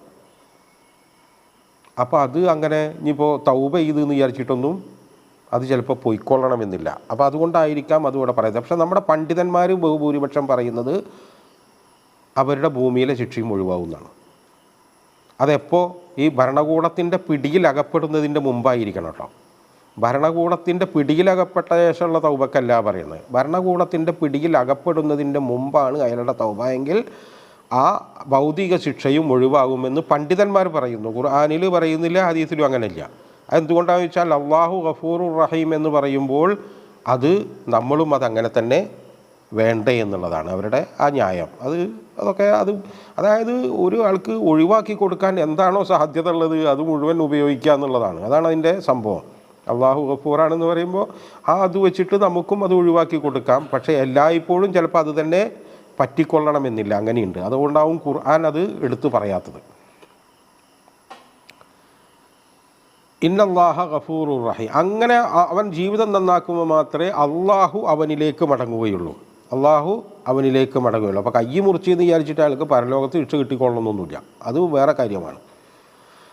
ഇന്നല്ലാഹ ഗഫൂറുർ റഹീം. അള്ളാഹുവിൻ്റെ അടിസ്ഥാന ഭാവം എന്ന് പറയുന്നത് ഗഫൂറാണ്, റഹീമാണ്. ഈ കഠിനമായ ശിക്ഷകൾ പോലും അള്ളാഹു ഭൂമിയിൽ നടത്തുന്നത് ആ ഗഫൂറും റഹീമും ആകുന്നതിൻ്റെ ഭാഗമാണ്. കാരണം ഒരു സംഭവം, ഇപ്പോൾ ഈ നമ്മൾ നേരത്തെ പറഞ്ഞല്ലോ 7-ാം നൂറ്റാണ്ടിൻ്റെ ഒരവസ്ഥ, അതായത് ഈ നിയമരാഹിത്യമാണ് അവിടെ ഉള്ളത്. അവിടെ കവർച്ച, കൊല എന്നൊക്കെ പറയുന്നത് ദിനം പ്രതിയുള്ള സംഭവമാണ്. മനുഷ്യരുടെ മനസ്സിൽ നിന്ന് അത് ഒഴിഞ്ഞു പോകാത്ത ഭീതിയിൽ നിലനിൽക്കുന്നൊരു സംഭവം. അതിനെ ഒരു ക്രമത്തിലേക്ക് കൊണ്ടുവരികയാണ്. ക്രമത്തിലേക്ക് കൊണ്ടുവരേണ്ട ഈ തുടക്കത്തിൽ കുറേ പ്രശ്നങ്ങളുണ്ടാവും. തുടക്കത്തിൽ കുറേ പ്രശ്നങ്ങളുണ്ടാവും, ഇതുവരെ നമ്മൾ ജീവിച്ച അവസ്ഥയിൽ നിന്ന് മാറുമ്പോൾ ഉള്ള പ്രശ്നങ്ങളുണ്ടാവും. പക്ഷെ കുറച്ചങ്ങ് കഴിഞ്ഞാൽ എന്താണെന്ന് വെച്ചാൽ അത് തന്നെ ഒരു കൾച്ചറാവും, അത് ഒരു സംസ്കാരമാവും. അങ്ങനെ സംസ്കാരമുള്ള ധാരാളം നഗരങ്ങൾ തന്നെ ലോകത്തുണ്ട്. ആരും നോക്കാനില്ലെങ്കിലും ഒന്നും ആരും എടുത്തുണ്ടാവാത്ത എത്രയോ ഉണ്ട്. എത്രയോ ബസ്സുകളിൽ പല രാജ്യങ്ങളിലും കണ്ടക്ടർ എന്ന് പറയുന്നൊരു സംവിധാനം തന്നെ ഇല്ല. അങ്ങനെയൊക്കെ ഉള്ളതുണ്ട്. അതൊക്കെ എന്ന് പറയുന്ന ഒരു കൾച്ചറായി മാറുക. അത് ഇസ്ലാമിൽ മാത്രമൊന്നല്ല, എവിടെയും അതൊക്കെ ഒരു കൾച്ചറാവും. അങ്ങനെ കൾച്ചറായി മാറിയാൽ പിന്നെ അതൊരു വിഷയമാവില്ല. കക്കുക എന്നൊക്കെ പറയുന്ന അങ്ങനെ ഒരു ചിന്ത തന്നെ മനുഷ്യരിൽ നിന്ന് പോകും. പക്ഷേ ഈ നിലവിലുള്ള അവസ്ഥ എന്ന് പറയുന്നത് അതല്ല. അന്യൻ്റെ മുതൽ എങ്ങനെയെങ്കിലും കഴിക്കുക, അതൊരു തിന്മയായി പോലും കരുതുന്ന ഒരു അവസ്ഥയില്ല. അതൊരു തിന്മയാണെന്നൊരു ബോധം വരണ്ടേ? ആ ബോധം പോലും നഷ്ടപ്പെട്ട ഒരു സമൂഹത്തിലേക്കാണ് ഈ കടുത്ത ശിക്ഷ വരിക. ഈ കടുത്ത ശിക്ഷ വല്ലാതെ കാലമൊന്നും ചിലപ്പോൾ നടപ്പാക്കേണ്ടി വരില്ല, വളരെ അപൂർവമായിട്ടേ പിന്നീട് അതൊക്കെ നടപ്പാക്കേണ്ടി വരുള്ളൂ. അപ്പോൾ അള്ളാഹു ഗഫൂർ റഹീമാണ് എന്ന് പറയുന്നത് അതാണ്. അതുതന്നെയാണ് അതിൻ്റെ അള്ളാഹുവിൻ്റെ അടിസ്ഥാനം. ഇനി ചോദിക്കുകയാണ്, അലം താലം, നിനക്കറിഞ്ഞുകൂടെ? റസൂലിനെ അഭിസംബോധന ചെയ്യുന്നു, അതുപോലെ നമ്മളെയും അഭിസംബോധന ചെയ്യുന്നു. അതായത് അള്ളാഹു ഇതൊക്കെ പറയാൻ ആരാണെന്ന് ചോദിക്കുന്നൊരു സംഭവമുണ്ട്. അതൊക്കെ ചോദിക്കുന്നുണ്ട്, നമ്മൾ ചോദിക്കാത്ത കാര്യമില്ല, അതൊക്കെ ചോദിക്കുന്നുണ്ട്. അതിന് അള്ളാഹ് പറയുന്ന മാറിയ അന്നല്ലാഹലഹു, അത് നിനക്കറിഞ്ഞുകൂടെ എന്ന് ഓരോരുത്തരോടോ ചോദിക്കണത്. നിനക്കറിഞ്ഞുകൂടെ? അന്നല്ലാഹലഹു മുൽക്കുസ്സമാവാതി വൽ അർളി, ആകാശ ഭൂമികളുടെ ആധിപത്യം അള്ളാഹുവിനാണെന്ന് നിനക്കറിഞ്ഞുകൂടെ? ഈ ചോദിക്കുന്ന ഓരോരുത്തർക്കും അറിഞ്ഞുകൂടെ? നമുക്കറിയാം. നമ്മുടെ ജീവിതത്തിലേക്ക് മാത്രം നോക്കിയാൽ മതി. നമ്മളുടെ ജനനം, മരണം, ആയുസ്, ആരോഗ്യം, ഭക്ഷണം, ആസ്വാദനം, ഏതൊരു കാര്യത്തിലാണ് ഒരു മനുഷ്യന് അയാൾ പൂർണ്ണ ആധിപത്യം ഉള്ള ആളാണെന്ന് ഏത് വിഷയത്തിലാണ് അയാൾ പറയാം? ഒരു മനുഷ്യനും അങ്ങനെ പറയാൻ കഴിയില്ല. അങ്ങനെ ഒരു സംഭവമേ ഭൂമിയിലില്ല. അത് ഓരോരുത്തരുടെയും, അതാണ് ഈ അലം താലം എന്ന് പറയുന്ന ഓരോരുത്തരെയും അഭിസംബോധന ചെയ്യുന്ന വർത്താനാണ്. ഓരോരുത്തരും സ്വന്തം ആലോചിച്ചാൽ മതി. ഇനിയിപ്പം ഇന്ന് വൈകുന്നേരം വരെയുള്ള ഒരു കാര്യത്തിൽ ആർക്കെങ്കിലും ആധിപത്യം ഉണ്ടാകുന്നു, ആർക്കെങ്കിലും ആസൂത്രണം ചെയ്യാൻ പറ്റുമെന്ന്, എന്തൊക്കെ സംഭവങ്ങൾ നടക്കും, നമ്മൾ ഉണ്ടാവുമോ ഇല്ലേ? നമ്മളിനിപ്പോൾ വീട്ടിലേക്ക് കയറി ചെല്ലുമ്പോൾ അവിടുത്തെ അവസ്ഥ എന്താവും? ഒന്നിനെക്കുറിച്ചും ഒരു അധികാരവുമില്ലാത്ത ഒരു സംഭവമായിട്ടാണ് നമ്മൾ ഇവിടെ ജീവിക്കുന്നത്. അത് തന്നെ മനസ്സിലാക്കുക, അത് തന്നെ നിങ്ങൾക്ക് അറിഞ്ഞുകൂടെ? അള്ളാഹുവിനാണ് മുഴുവൻ കാര്യങ്ങളിലും ആധിപത്യം എന്നുള്ളത്. അപ്പോൾ ആ ആധിപത്യം ആർക്കാണോ അവൻ തന്നെയാണ് ഈ നിയമങ്ങൾ നൽകേണ്ടത്. അവൻ്റേതു തന്നെയായിരിക്കണം നിയമമെന്നാണ്. ആ നിയമങ്ങൾ അങ്ങനെയല്ലാത്തോടത്തോളം കാലം ഒരാളും അസീസും ഹക്കീമുമല്ല. ഒരാൾക്കും ജ്ഞാനമെന്ന് പറയുന്ന പൂർണ്ണമായ ഒരു ജ്ഞാനം ഒന്നിനെക്കുറിച്ചുമില്ല. ആ അവസ്ഥയിൽ അതാണ് മലിക്കിൻ നാസ് എന്ന് നമ്മൾ പറയുന്നത്. നാസിൻ്റെ മലിക്ക്, ആ നാസിൻ്റെ മലിക്കിന് തന്നെയാണ് നിയമങ്ങൾ മനുഷ്യ സമൂഹത്തിന് നൽകാനുള്ള അധികാരവും അവകാശവും. ആ അള്ളാഹുവിനെ തന്നെ നമ്മൾ ഇലാഹാക്കേണ്ടതുള്ളൂ. അവന് മാത്രമേ നമ്മൾ ജീവിതം സമർപ്പിക്കേണ്ടതുള്ളൂ. അതിൻ്റെ താഴെ ആർക്കും ആ പരിപാടി ഇണങ്ങുകയില്ല. കാരണം ആരും ഹക്കീമുമല്ല, അസീസുമല്ല, മലിക്കുമല്ല. ഒന്നിനെയും ഒരാളും ഉടമപ്പെടുത്തുന്നില്ല. എന്തിൻ്റെയോ കീഴിലാണ് നമ്മൾ ജീവിക്കുന്നത് എന്നുള്ളത് നമ്മളുടെ സ്വന്തം ജീവിതം മാത്രം എടുത്തു നോക്കിയാൽ ഏതൊരു മനുഷ്യനും, അതായത് യുക്തിയും ബുദ്ധിയും കാര്യം അള്ളാഹു ഈ തന്ന ഈ സാധനങ്ങളൊക്കെ വെച്ചിട്ട് നമ്മളൊന്ന് ആലോചിക്കുകയാണെങ്കിൽ, അതൊക്കെ നമ്മൾ അങ്ങനെ അവഗണിച്ച് നമ്മളൊരു മൃഗങ്ങളെപ്പോലെ ജീവിക്കുകയാണെങ്കിൽ ഇതുകൊണ്ടൊന്നും പ്രത്യേകിച്ച് ഒരു കാര്യമില്ല. യുഅദ്ദിബു മൻ യശാഉ, അള്ളാഹു തീരുമാനിച്ചവരെ അവർ ശിക്ഷിക്കും. ഇനി അടുത്തത് നോക്കിക്കോളിട്ട്, യഗ്ഫിറു ലിമൻ യശാഉ, അവിടെ മൻ എന്നല്ല. ശിക്ഷയെക്കുറിച്ച് പറയുമ്പോൾ മൻ യശാഉ ആണ്. മറ്റേ പൊറുക്കലിനെ പറയുമ്പോൾ ലിമൻ യശാഉ ആണ്. അതിന് ഖുർആനിൽ പലയിടത്തും നിങ്ങൾക്ക് കാണാം. യബ്സുത്തുർ റിസ്ഖ ലിമൻ യശാഉ ആണ്. അതായത് വിഭവങ്ങൾ നിങ്ങൾക്ക് വിശാലമാക്കി തരുന്നത് അവിടെ ലിമൻ ഉണ്ടാവും.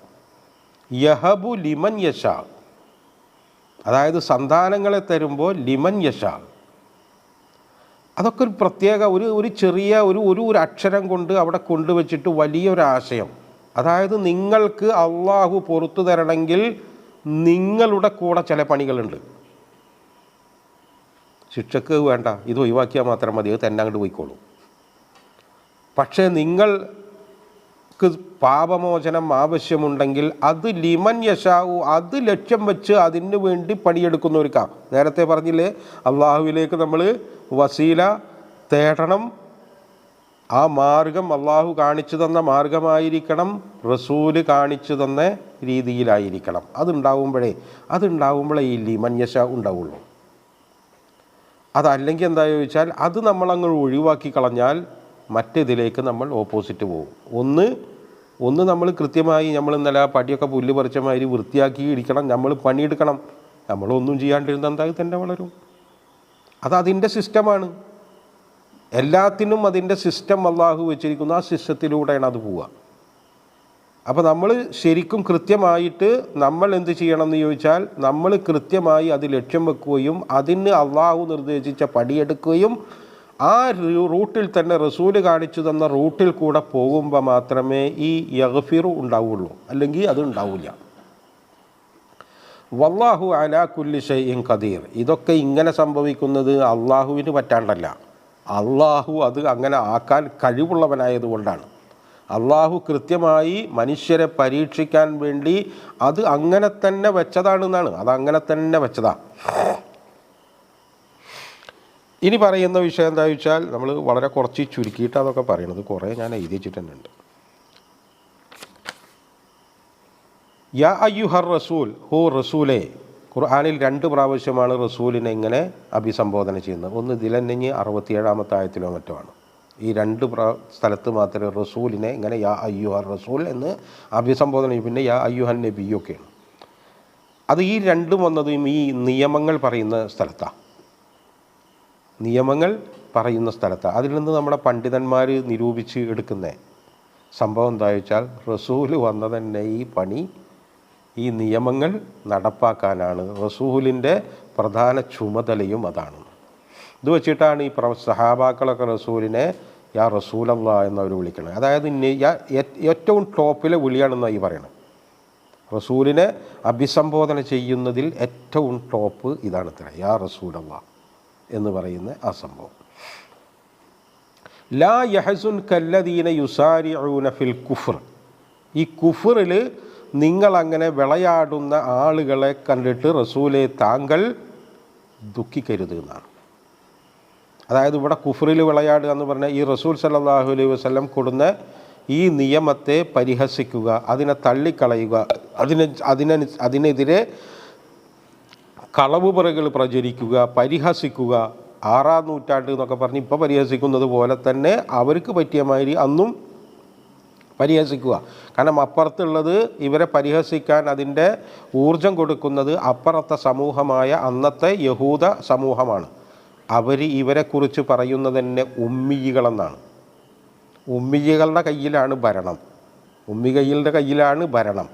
ഇപ്പോൾ നമ്മുടെ ഈ താഴ്ന്ന ജാതികളിൽ നിന്ന് ഉയർന്ന പൊസിഷനിൽ ഒരാളെത്തിയാൽ നമ്മുടെ ഈ സമൂഹത്തിൽ ഈ സവർണ സമൂഹം അവരെങ്ങനെ അഭിസംബോധന ചെയ്യൽ?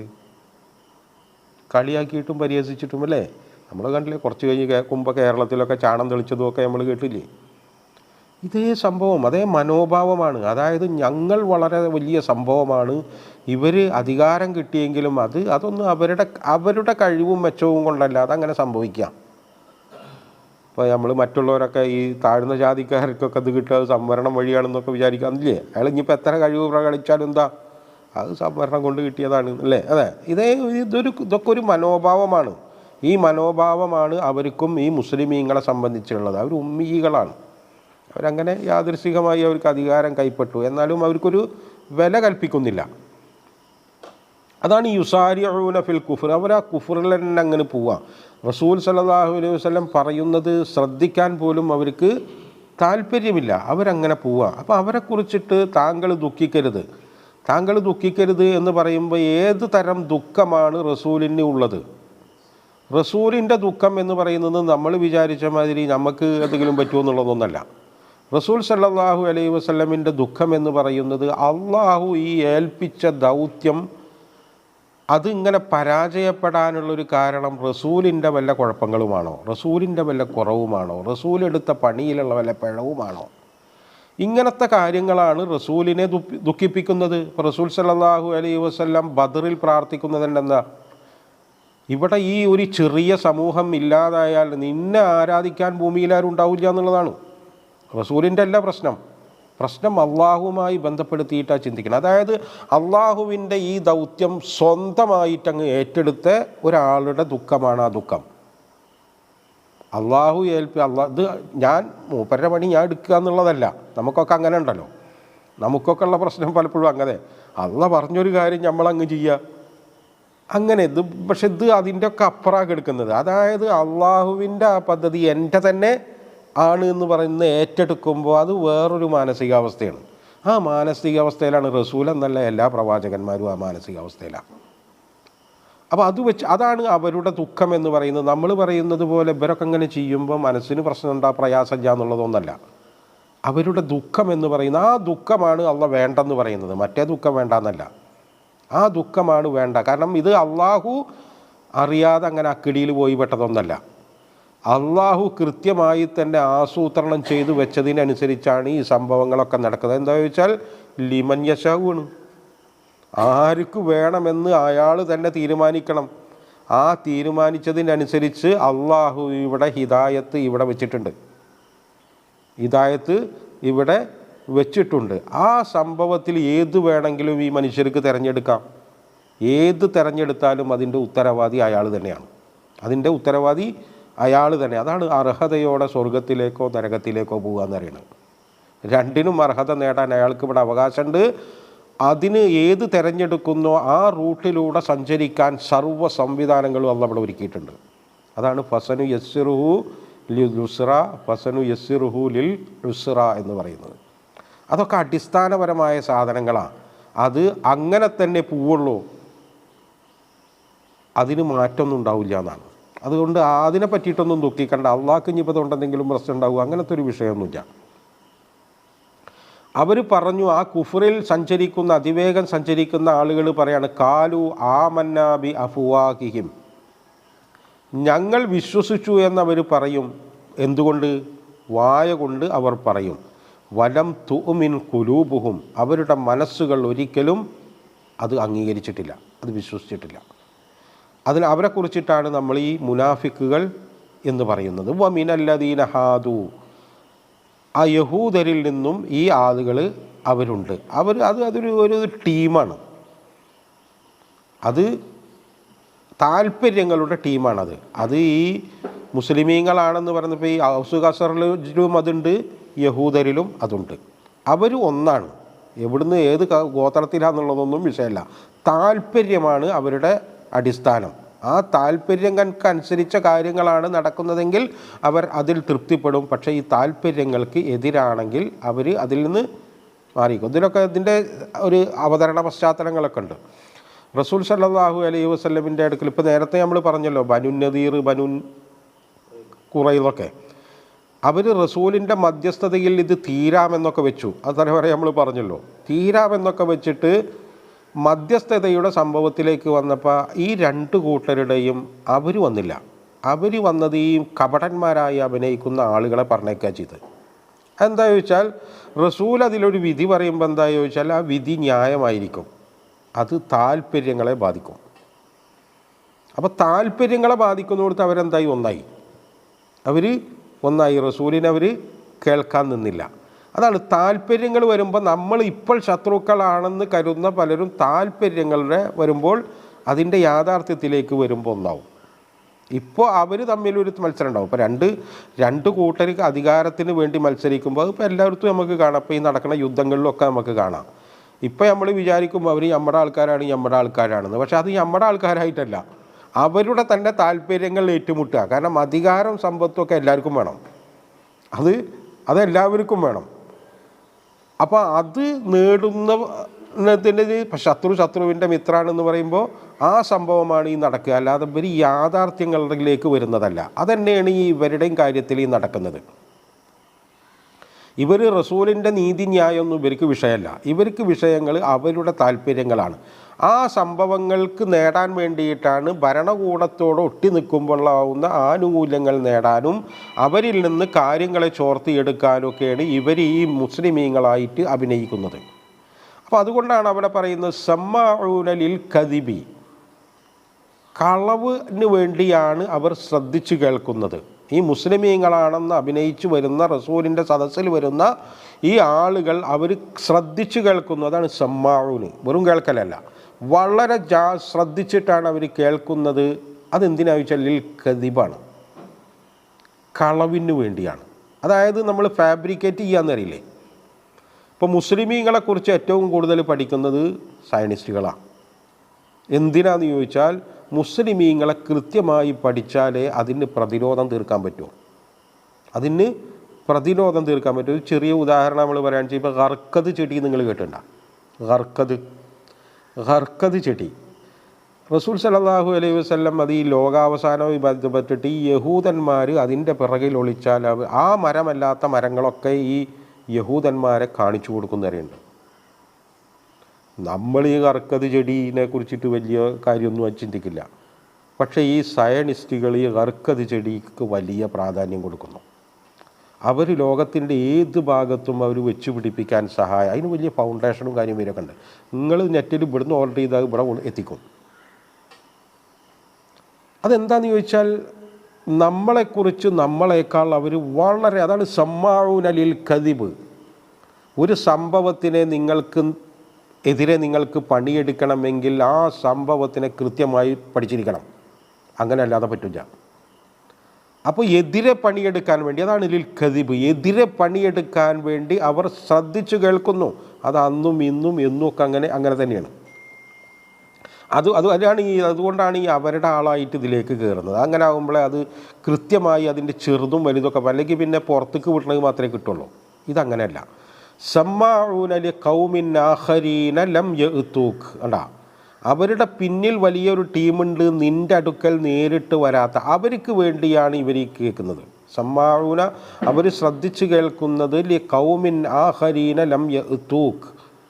ഇവരൊക്കെ ഈ ഇസ്ലാമിനെതിരെ എടുത്ത പണികൾ ചരിത്രത്തിൽ നമ്മളിങ്ങനെ കുറേശ്ശൊക്കെ വായിച്ചു നോക്കിയാൽ നമ്മൾ ഈ പറയുന്നതിൻ്റെ ഒക്കെ കൃത്യമായ സംഭവങ്ങൾ മനസ്സിലാവും. ഇപ്പോൾ നടക്കണവും മനസ്സിലാക്കിയാലും അത് മനസ്സിലാവും. യുഹർരിഫൂനൽ കലിമ, ഈ കലിമയെ, വചനങ്ങളെ അവർ തെറ്റിക്കുന്നു. എന്തിൽ നിന്ന്? മിൻ ബഅദി മവാദിഇഹി, അത് ഏത് സ്ഥാനത്ത് വെക്കണമെന്നും ഏത് സ്ഥാനത്താണ് ഉള്ളത് എന്നും അറിയാതെയല്ല, അതൊക്കെ കൃത്യമായി അവർ മനസ്സിലാക്കി തന്നെയാണ് അവർ തെറ്റിക്കുന്നത്. അതായത് അവരുടെ ഉദ്ദേശം എന്ന് പറഞ്ഞാൽ പാമരരായ ജനങ്ങളെ വിഡ്ഢികളെ പറ്റിക്കുക എന്നുള്ളതാണ്. അപ്പോൾ അതിന് വേണ്ടി അവർ കൃത്യമായും അതിനെ വളച്ചൊടിച്ച് ശൈലിയിലാക്കുന്നു, എന്നിട്ട് അതങ്ങ് കൊടുക്കുന്നു. അതുമാത്രം കേൾക്കുന്ന ആളുകൾ എന്താ ചോദിച്ചാൽ അത് വിശ്വസിക്കും. നമ്മുടെ ഈ സമൂഹത്തിന് പറ്റിയ വലിയ പ്രശ്നത, നമ്മൾ ഖുർആൻ എന്താണ് സുന്നത്ത് എന്താണെന്ന് അങ്ങോട്ട് തിരിഞ്ഞു നോക്കുന്നില്ല. മറ്റത് നമ്മുടെ ചുവട്ടിലേക്ക് ഇങ്ങോട്ട് വന്നോളും. ഇത് നമ്മൾ ലിമൻ യശാവു എന്ന് പറഞ്ഞതുപോലെ അന്വേഷിച്ച് പിടിച്ച് അങ്ങോട്ട് ചെല്ലണം, വേണ്ടേ? അങ്ങനെയാണ് നമ്മൾ ശരിയായ പാതയിലാണെങ്കിൽ നമ്മൾ ഇതേമാതിരി സുബൈക്കൊക്കെ എണീച്ച് കെട്ടിമറിഞ്ഞ് ഇത് കേൾക്കാൻ പോയൊക്കെ വേണം. മറ്റതൊന്നും വേണ്ട. നമ്മൾ വാട്സപ്പ് തുറന്നിട്ട് അല്ലെങ്കിൽ യൂട്യൂബ് തുറന്നിട്ട് അതിങ്ങനെ വന്ന് അലക്കിക്കൊണ്ടിരിക്കും, അല്ലെങ്കിൽ സമൂഹം ഇങ്ങനെ പ്രചരിപ്പിച്ചു കൊണ്ടിരിക്കും. ഇതിൻ്റെ ആളുകളായിട്ട് യുസാരിഊന ഫിൽ കുഫ്രി എന്ന് പറഞ്ഞാൽ ലോകം മുറ്റുവൻ നമ്മുടെ ചുറ്റുഭാഗം ഇങ്ങനെ പരന്ന് കിടക്കുന്നുണ്ട്. അപ്പോൾ അതുകൊണ്ട് തന്നെ അത് നമ്മൾ വേഗം കേൾക്കും. അത് ചെയ്യാൻ വേണ്ടിയിട്ടാണ് ഇവർ ഈ ചെയ്യുന്നത്. യഖൂലൂന, അവർ റസൂലിൻ്റെ അടുത്തേക്ക് അയക്കുന്ന ആളുകളോടൊരു പറയുന്ന വിഷയമാണ്, ഇൻ ഊതികുതും ഹാദാ, അതായത് നിങ്ങൾ ഇഷ്ടപ്പെടുന്ന വിധികൾ അങ്ങനെ തരികയാണിച്ചെങ്കിൽ നിങ്ങൾ എടുത്തോളി, ഫഖുദൂഹു, അതിനെ നിങ്ങൾ എടുത്തോളി, വിരോധമൊന്നുമില്ല. കാരണം എന്താ വെച്ചാൽ നിങ്ങൾ ഇഷ്ടപ്പെടുന്ന വിധിയാണിച്ചെങ്കിൽ എവിടുന്നാണെങ്കിലും നിങ്ങൾക്ക് എടുക്കാം. താല്പര്യമാണ് നമ്മുടെ വിഷയമെന്ന് പറയുന്നത്. അത് എവിടുന്ന് വരികയാണെച്ചെങ്കിൽ അത് ഓക്കെയാണ്. ഉദൂഹിയത്തിൻ്റെ ഇറച്ചി എവിടുന്ന് കിട്ടുകയാണെച്ചെങ്കിൽ നിങ്ങൾ മേടിച്ചോളിയും. കാരണം അതൊരു തിന്നാനും പറ്റും, വേണമെങ്കിൽ വിൽക്കാനും പറ്റിയൊക്കെ ഒരു സാധനമാണ്.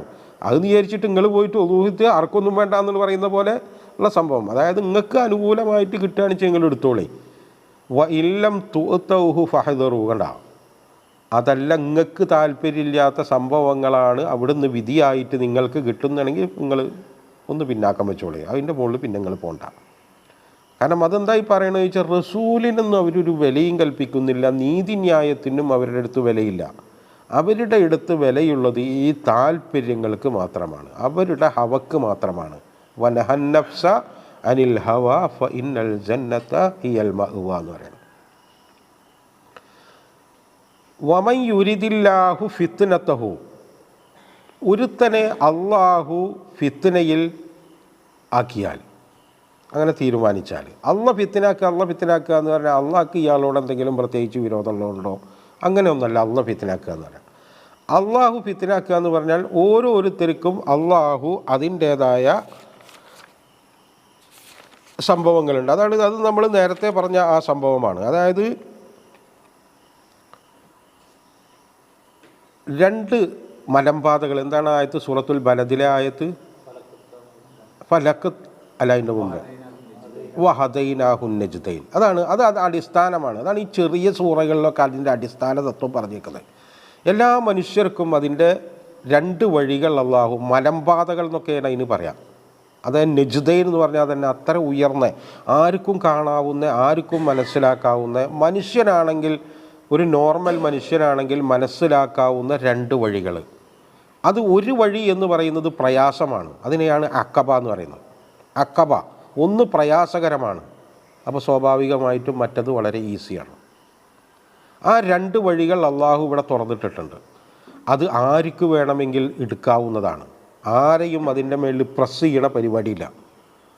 നല്ല ഉത്തരവാദിത്വത്തോടെ പോയിട്ട് ആ 2 വഴികളിൽ ഏതു വേണമെങ്കിൽ തിരഞ്ഞെടുക്കാം, അതിനനുസരിച്ച് സഞ്ചരിക്കാം. അതാണ് സംഭവം. അപ്പോൾ ഉത്തരവാദി ഏത് തിരഞ്ഞെടുക്കുന്നു എന്നുള്ളതിൻ്റെ ഉത്തരവാദി ഞാൻ തന്നെയാണ്.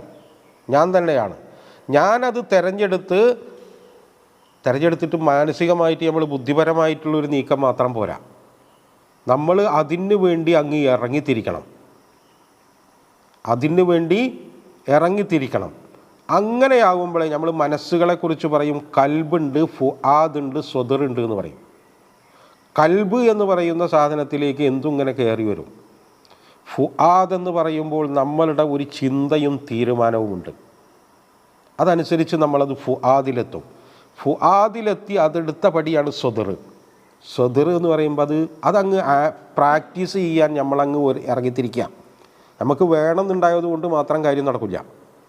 വേണമെന്നുണ്ടാവുകയും അതിന് വേണ്ടി നമ്മളങ്ങോട്ട് ഇറങ്ങിത്തിരിക്കും വേണം. ഇറങ്ങിത്തിരിക്കുമ്പോൾ മാത്രമേ അള്ളാഹു അതിൻ്റെ വഴി തുറക്കുള്ളൂ. അതല്ലെങ്കിൽ അതിങ്ങനെ അടഞ്ഞു കിടക്കുന്നതായിട്ടാണ് നമുക്ക് തോന്നുക. ഇറങ്ങിത്തിരിച്ചാൽ കാണാം അതങ്ങ് ഈസി ആകുന്നത്. അത് നമ്മളെ ജീവിതത്തിൽ നമ്മൾ നോക്കിയാൽ മതി. ഒരു വിഷയം നമ്മളിപ്പോൾ ഇങ്ങനെ ആലോചിക്കുമ്പോൾ അതൊന്നും നടക്കില്ല തോന്നും. പക്ഷേ അങ്ങ് തിരിച്ചാലുണ്ടല്ലോ, തിരിച്ചാൽ അതാണ് ഫസനു യസ്സിറുഹു ലിൽ യുസ്ര എന്നൊക്കെ പറയുന്നത്. അത് സ്വദറുമായിട്ട് മനസ്സിൻ്റെ ആ അവസ്ഥയുമായി ബന്ധപ്പെട്ടതാണ്. അങ്ങനെ മനസ്സിൻ്റെ ആ അവസ്ഥയിലും അയാൾ ഈ മറ്റേ വഴിയാണ് തിരഞ്ഞെടുക്കുന്നതെങ്കിൽ അതാണ് അള്ളാഹ് പറയുന്നത്, അവിടെ അള്ളാഹ് തീരുമാനിക്കുന്നവരാണ്. പിന്നെ അള്ളാഹ് അതിൻ്റെ മുകളിൽ അതാണ് പിന്നെ പറയുന്നത്, ഫലം തംലിക ലഹു മിനല്ലാഹി ഷൈഅ. റസൂലിനോട് നേരിട്ടാണ്. നീയാണെങ്കിൽ പോലും, റസൂലാണെങ്കിൽ പോലും പിന്നെ അതിൻ്റെ മുകളിൽ ഇടപെടാൻ പറ്റില്ല എന്നാണ്. അങ്ങനെ തീരുമാനിച്ച ഒരാളുടെ കാര്യത്തിൽ റസൂലാണെങ്കിൽ പോലും, അത് താങ്കളാണെങ്കിൽ പോലും ഇടപെടാൻ പറ്റില്ല. അത് കൃത്യമായി നമ്മൾ മനസ്സിലാക്കണ്ട. നമ്മളിപ്പോൾ ഈ ചേക്കന്മാരെ മൂപ്പരിൻ്റെ അങ്ങോട്ട് കൈ പിടിച്ച് അങ്ങോട്ട് കൊണ്ടുപോകും, സ്വർഗത്തേക്ക് കൊണ്ടുപോകും, നരകത്തേക്ക് കൊണ്ടുപോകും എന്നൊന്നും പറഞ്ഞിട്ട് സംഭവങ്ങളുണ്ടല്ലോ. തെരീക്കത്ത്, അത് ഇത് സൂഫിസം എന്നൊക്കെ പറഞ്ഞിട്ട് എൻ്റെ മുരീദാരും നരകത്തിലില്ലെന്നൊക്കെ പറഞ്ഞ് പാട്ടൊക്കെ പാടുന്നവരുണ്ടല്ലോ. ഇതിവിടെ റസൂലിനെ ഡയറക്റ്റ് അഭിസംബോധന ചെയ്ത് പറയാം, ഫലം തംലിക ലഹു മിനല്ലാഹി ഷൈഅ. അതിൻ്റെ മുകളിലൊന്നും തൊടാൻ നിനക്ക് പോലും പറ്റില്ല എന്നത് അത്രയും ക്ലിയറാണ് ആ സംഭവം എന്നുള്ളതാണ്. ഒരു ഇടപെടലും അതിൻ്റെ മുകളിൽ അള്ളാഹ് അനുവദിക്കില്ല. അതിൻ്റെ അർത്ഥം എന്താ ചോദിച്ചാൽ നിങ്ങളാണ് എന്ന് തന്നെയാണ്. അള്ളാഹ് മനുഷ്യനെ ആദരിച്ചു എന്നുള്ളത് കൂടിയാണത് സംഭവം. ഒരാളെയും ഇടപെടാൻ അനുവദിക്കാതെ എൻ്റെ കാര്യം ഞാൻ തന്നെ തീരുമാനിക്കുന്ന ഒരവസ്ഥയിലാണ് നമ്മളെ നിർത്തിയേക്കുന്നത്. അതിനു വേണ്ടിയിട്ടുള്ള സഹായം നമ്മൾ ആരോട് ചോദിക്കണം? അള്ളാഹോട് ചോദിക്കണം. അള്ളാനെ വിട്ടിട്ടുള്ള വേറൊരു കളി പറ്റില്ല. അതൊക്കെ എന്ത് മനോഹരമായിട്ടാണ് ഈ പറയുന്നത്, എന്ത് ക്ലിയറായിട്ടാണ് ഈ പറഞ്ഞു തരുന്നത്. ഉലൈകല്ലദീന ലം യുരിദില്ലാഹു അൻ യുതഹിറ ഖുലൂബഹും.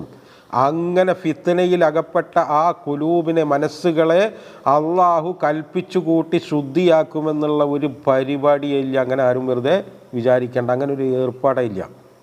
അതൊന്നും നടക്കില്ല. അത് അള്ളാഹുവിൻ്റെ ഗണ്ഡിതമായ തീരുമാനമാണ്. അള്ളാഹു അസീസുൻ ഹക്കീമാണ്. ആ തീരുമാനത്തിൻ്റെ ഭാഗമാണ്. അത് അത്രയും ക്ലിയറായി തന്നെയാണ്. ഇത് വലിയ ആനക്കാര്യമൊന്നുമല്ല, നമ്മൾ ഈ പറയണ മാതിരി ലോകത്ത് നമ്മളാകെ ഇടങ്ങറാകേണ്ട വിഷയമൊന്നുമല്ല. ഇതിനും വളരെ ക്ലിയറാണ് ഈ സംഭവം. എന്നാൽ വളരെ വളരെ സിമ്പിളുമാണ് എന്ന് പറയുന്നത് പോലെയാണ്. നമ്മളെന്താ വെച്ചാൽ ഈ നിലവിൽ നമ്മൾ ഈ അകപ്പെട്ടിരിക്കുന്ന ഈ മാറാല കൂട്ടത്തിൽ നിന്നൊന്ന് പുറത്ത് വന്നാൽ, ആ മാറാലകളിൽ നിന്ന് നമ്മൾ പുറത്ത് വന്ന് ഒരു ക്രിസ്റ്റൽ ക്ലിയർ നമ്മുടെ കാഴ്ചകൾക്കും നമ്മുടെ ചിന്തകൾക്കും ഉണ്ടാകുകയാണെങ്കിൽ ഇതിലേക്ക് എത്തിപ്പെടാൻ വലിയ പണിയൊന്നുമില്ല. അയച്ചിട്ട് നമ്മുടെയൊക്കെ ഒന്ന് തെറ്റുപറ്റില്ല എന്നല്ല. അതിനാണ് അവിടെ അല്ലാഹു ഗഫൂറുർ റഹീമാണെന്ന് ഈ ഇടക്കിടക്ക് പറയണത്.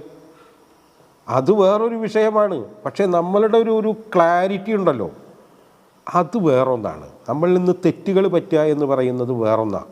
അത് ആദ്യത്തെ മനുഷ്യനെ തന്നെ ആ തെറ്റിൽ പോയി പെട്ടിട്ട് നമുക്ക് അള്ളാഹ് മാതൃക കാണിച്ചിട്ടുണ്ട്. അത് നമ്മുടെയൊക്കെ സംഭവിക്കും. അത് നമ്മൾ സംഭവിക്കും. അതെന്താ ചോദിച്ചാൽ മനുഷ്യൻ്റെ ഘടന അങ്ങനെയാണ്, അതുകൊണ്ടാണ്. അപ്പോൾ അതിന് നമ്മുടെയൊക്കെ വന്ന തെറ്റിനെ കുറിച്ചോ ഇനി വരാൻ പോകുന്ന തെറ്റിനെ കുറിച്ചല്ല. പക്ഷേ ഈ വിശ്വാസം എന്ന് പറയുന്നതുണ്ടല്ലോ, അത് കലർപ്പില്ലാത്ത മുഖ്ലിസീന ലഹുദ്ദീൻ എന്ന് പറയുന്ന ഒരു കുത്തുമില്ലാത്ത സാധനമായിരിക്കണം. അത് നമുക്ക് വലിയ ബുദ്ധിമുട്ടൊന്നും ഇല്ലാന്ന് അങ്ങനെ ആക്കാൻ. നമുക്ക് അള്ളാഹ് വെച്ച് തന്ന ഈ ബുദ്ധിയും യുക്തിയും ഭാവനയും ഒക്കെ കൂടി വെച്ചാൽ തന്നെ നമുക്കത് സാധ്യമാവും. പക്ഷേ പണികളിലേക്ക് നമ്മൾ കടക്കുമ്പോൾ ചില പ്രയാസങ്ങൾ, പ്രശ്നങ്ങൾ ഒക്കെ ഉണ്ട്. അപ്പോൾ നമുക്ക് തെറ്റുകളും സംഭവിക്കും. അത് സ്വാഭാവികമാണ്. കാരണം മനുഷ്യന് ദൗർബല്യങ്ങളുണ്ട്, അതൊക്കെ അതിൽ വരും. പക്ഷെ അത് വെച്ചിട്ട് നമ്മൾ അള്ളാഹുവിൻ്റെ ഈ കാരുണ്യത്തിൽ നിന്നൊന്നും പുറത്താവില്ല. അങ്ങനെ ഒരു അവസ്ഥയില്ല. അത് കൽപ്പിച്ചു കൂട്ടി നമ്മൾ ഒന്നുകിൽ നമ്മൾ അവഗണന, അല്ലെങ്കിൽ നമ്മൾ മനഃപൂർവ്വം അങ്ങനെ ആകുക. താല്പര്യങ്ങൾക്ക് വേണ്ടി ബഹുഭൂരിപക്ഷം ആളുകളും ഈ അവഗണനയിലാണ് പെടുന്നത്. അതൊന്നും വലിയ കാര്യമില്ല എന്നുള്ള വിവരക്കേടിൻ്റെ ഭാഗം അതാണ്. വിവരം ഉണ്ടായാൽ പിന്നെ ഒരാൾക്ക് അവഗണന ഉണ്ടാവില്ല, പിന്നെ അയാൾ താല്പര്യങ്ങളുടെ അടിമയാകുക ചെയ്യുക. അങ്ങനെയുള്ളവരാണ് നേരത്തെ ഈ പറഞ്ഞ ഈ ആസൂത്രണങ്ങൾ ചെയ്യണത്. സാധാരണക്കാരല്ല. അവർ പിന്നെ ഇതിനെതിരെ പണിയെടുക്കും, അവരുടെ താല്പര്യങ്ങൾക്ക് വേണ്ടി നിൽക്കും. നമ്മളിതൊക്കെ വിചാരിക്കുമ്പോൾ അറിവുണ്ടായാൽ പിന്നെ ഇതൊക്കെ ചെയ്യുമെന്ന് ചോദിക്കും. അറിവുണ്ടായാലും ചെയ്യും ഇതൊക്കെ. കാരണം ഇതൊക്കെ അള്ളാഹു നോക്കുന്നത് അയാളുടെ ഈ വർത്തമാനത്തിലേക്കൊന്നല്ല. അത് നമ്മളെ പറ്റിക്കാനേ പറ്റുള്ളൂ. അള്ളാഹ് നോക്കുന്നത് അയാളുടെ ഉള്ളിലേക്കാണ്. എന്ത് താല്പര്യത്തിൻ്റെ പേരിലാണ് അയാൾ ഈ നിൽക്കുന്നത് എന്ന് അള്ളാഹ് നോക്കുന്നത്. അയാൾ പുറത്തേക്ക് പറയണത് എന്താണെന്നുള്ളതല്ല. അപ്പോൾ ആ താല്പര്യത്തിനനുസരിച്ചാണ് അയാൾക്കത് ഉണ്ടാക്കി കൊടുക്കുക. ഇപ്പോൾ ഇബ്ലീസ് മനുഷ്യന്മാരോടുള്ള ആ ശത്രുത ഒന്നും ആദ്യം വെളിപ്പെടുത്തിയിട്ടുണ്ടായിരുന്നില്ലല്ലോ. സുജൂദ് ചെയ്യാൻ പറഞ്ഞപ്പോഴല്ലേ സംഗതിൻ്റെ വെളിപ്പെട്ടത്. അപ്പോൾ അള്ളാഹു അതിലേക്കാണ് നോക്കുന്നത്. അവൻ്റെ മനസ്സിൽ കിടക്കുന്ന ആ സാധനം ഉണ്ട് പുറത്ത് വരാൻ. അപ്പോൾ അതിനനുസരിച്ച് സാഹചര്യങ്ങൾ തരും, അതിന് പുറത്തേക്ക് വരും. അതാണ് അള്ളാഹുവിൻ്റെ തന്ത്രങ്ങൾ എന്ന് പറയുന്നത്. അങ്ങനെയൊക്കെയാണ്. അതുകൊണ്ട് തന്നെ ഒരാളുടെയും മനസ്സിനെ അള്ളാഹു പിടിച്ചിട്ട് കൽപ്പിച്ചു കൂട്ടിയിട്ട് ശുദ്ധീകരിക്കുക എന്ന് പറയുന്ന ഒരു പരിപാടിയൊന്നും അള്ളാഹുവിൻ്റെ നടപടിക്രമങ്ങളിലേ ഇല്ല. ലഹും ഫിദ്ദുനിയാ ഖിസിയും, അവർക്ക് ഭൂമിയിൽ അവർക്ക് നിന്ദ്യതയുണ്ട്. ഭൂമിയിൽ അങ്ങനത്തെ ആളുകൾക്ക് നിന്ദ്യതയുണ്ട്. അത് നിന്ദ്യത നമുക്ക് കാണാം. അപ്പോൾ ശരിക്കും നിങ്ങളൊന്ന് ആലോചിച്ച് നോക്കിയേ. ലോകത്തിലെ സമ്പത്തിൻ്റെ ഭാഗങ്ങൾ മുഴുവൻ കൈകാര്യം ചെയ്യുക, ലോകത്തിൻ്റെ മീഡിയയെ കൈകാര്യം ചെയ്യുക, ലോകത്തിലെ ഏറ്റവും വലിയ പവറിനെ നിയന്ത്രിക്കുക. ഇതൊക്കെ ചെയ്യുന്നവരല്ലേ യഹൂദർ, അല്ലേ? ഇതൊക്കെ ചെയ്യുന്നവരല്ലേ യഹൂദർ. പക്ഷേ എല്ലാവരും അംഗീകരിക്കുന്ന ഒരു നാടുണ്ടോ? എല്ലാവരും അംഗീകരിക്കുന്ന ഒരു നാടില്ല. ബഹുഭൂരിപക്ഷം ആളുകൾക്ക് ഇരട്ട പൗരത്വമാണ്. 2 കാലിലും 2 വഞ്ചിയിലും കാലിട്ടിട്ടാണ് നിപ്പ്. അതിൻ്റെ അർത്ഥം എന്താ ചോദിച്ചാൽ എവിടെ ഉറപ്പില്ല എന്നല്ലേ? അതങ്ങനെയാണ്. എവിടെ ഉറപ്പില്ലാത്തെന്നുള്ള ചില തോന്നലുകൾക്കാണ്. അതായത് ഇവിടെ എന്തെങ്കിലും പറ്റി അങ്ങോട്ട് ഓടണം എന്നുള്ള ഏതെങ്കിലും മനസ്സിൽ താല്പര്യമുള്ളവരായി ഇരട്ട പൗരത്വം, അല്ലേ? ഇതൊക്കെ നോക്കിയാൽ നിങ്ങൾ, ഇതൊക്കെ എന്ന് പറഞ്ഞാൽ അതിൻ്റെ സംഭവങ്ങൾ അതാണ്. അത് ഭൂമിയിലെ നിന്ദ്യതയാണ്. നമുക്ക് ചിലപ്പോൾ തോന്നുന്നു ഇരട്ട പൗരത്വമൊക്കെ ഉള്ള വലിയ സംഭവമാണ്. പക്ഷെ അതൊക്കെ ഒരു നിന്ദ്യതയുടെ ഭാഗമാണ്. കാരണം അവരുടെ മനസ്സെന്താവും, അവരുടെ മനസ്സൊരിക്കലും ഉറക്കുന്നില്ല. അപ്പം നമ്മളോട് സംഘപരിവാർ നിങ്ങൾ പെടുത്തോരല്ല എന്നൊക്കെ പറയുമ്പോൾ നമുക്കെന്താണ്, നമ്മൾ പെടുത്തോരാണ്, നിങ്ങളല്ല പെടുത്തോരെന്ന് പറയുന്ന ഒരു ഇതുണ്ടല്ലോ നമുക്ക്, ഇല്ലേ? അത് ഇവർക്കില്ല, അവരുടെ സ്ഥലമായിട്ട് പോലും. അതാണ് ദുനിയാവിലെ ഖിസി എന്ന് പറയുന്നത്. അങ്ങനെയൊക്കെയാണ് പലപ്പോഴും ഉണ്ടാവുക. അങ്ങനെയൊക്കെയാണ്. വലഹും ഫിൽ ആഖിറത്തി അദാബുൻ അദീം, ഭയാനകമായ ശിക്ഷ അവരെ പരലോകത്ത് വേറെയും കാത്തിരിക്കുന്നത്. യഹൂദരെക്കുറിച്ച് മാത്രമൊന്നല്ല കേട്ടോ. ഈ മനസ്സും എന്നുള്ള അത് മുസ്ലിമീങ്ങളിലാണെങ്കിലും കൊള്ളാം, എവിടെയാണെങ്കിലും കൊള്ളാം, ഈ താല്പര്യങ്ങളുടെ മനസ്സ് ആര് പുലർത്തുന്നോ അതിൻ്റെ ജീവിക്കുന്ന ഒരു ഉദാഹരണം എന്നുള്ളത് ഒരു സമൂഹം എന്നുള്ള നിലക്ക് യഹൂദരെക്കുറിച്ച് പറയുന്നത് അവർക്ക് മാത്രം ബാധകമായ കാര്യമൊന്നുമല്ല.